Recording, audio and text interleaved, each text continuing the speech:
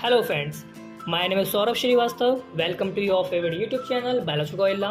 Friends, आज हम बात करेंगे the search for genetic material में सबसे पहले एक्सपेरिमेंट जिसका नाम है ग्रिफिथ एक्सपेरिमेंट. तो चलिए शुरू करते हैं.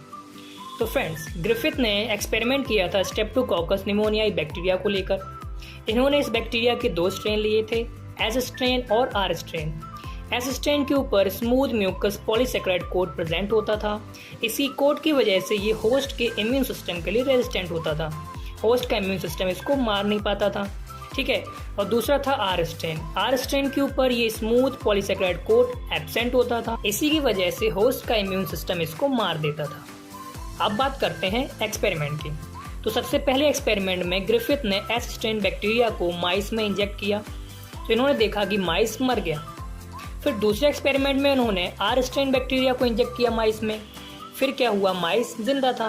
तो यहाँ से ग्रिफिथ को पता चला कि जो एस स्ट्रेन है वो वायरुलेंट है, मतलब ये डिजीज कॉज कर सकता है, ये माइस को मार सकता है. तीसरे एक्सपेरिमेंट में इन्होंने हीट किल करके एस स्ट्रेन को माइस में इंजेक्ट किया, तब माइस जिंदा था.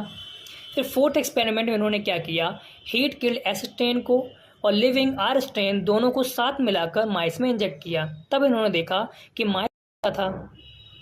और जब ग्रिफिथ ने माइस की बॉडी को एग्जामाइन किया तो उन्हें उसकी बॉडी से लिविंग एस स्ट्रेन बैक्टीरिया मिले. यहाँ से ग्रिफिथ ने कंक्लूजन निकाला कि कुछ ऐसी चीज है जो heat killed S strain bacteria से आर स्ट्रेन बैक्टीरिया में ट्रांसफर हो जाती है और आर स्ट्रेन बैक्टीरिया को केपेबल बना देती है, वायलेंट बना देती है चूहे को मारने के लिए. और इस चीज़ को, जो चीज़ ट्रांसफ़र होती है हीट किल एस स्ट्रेन से आर स्ट्रेन में, उसको उन्होंने बोला ट्रांसफॉर्मिंग प्रिंसिपल. पर ग्रिफिथ के एक्सपेरिमेंट से biochemical nature of genetic material पता नहीं चलता था. उन्होंने ये तो बताया कि कुछ चीज़ हीट किल एस स्ट्रेन से ट्रांसफ़र होती है आर स्ट्रेन में, पर उसका बायोकेमिकल नेचर क्या है, वो प्रोटीन है या डीएनए है या आरएनए है, ये पता नहीं चलता था. इसीलिए इनके एक्सपेरिमेंट को लोगों ने एक्सेप्ट नहीं किया. Okay, thanks for watching.